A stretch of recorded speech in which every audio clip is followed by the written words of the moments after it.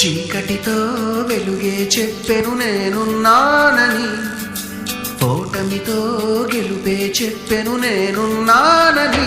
నేనున్నానని నీకే కాదని, నిన్నటి రాతని మార్చేస్తానని.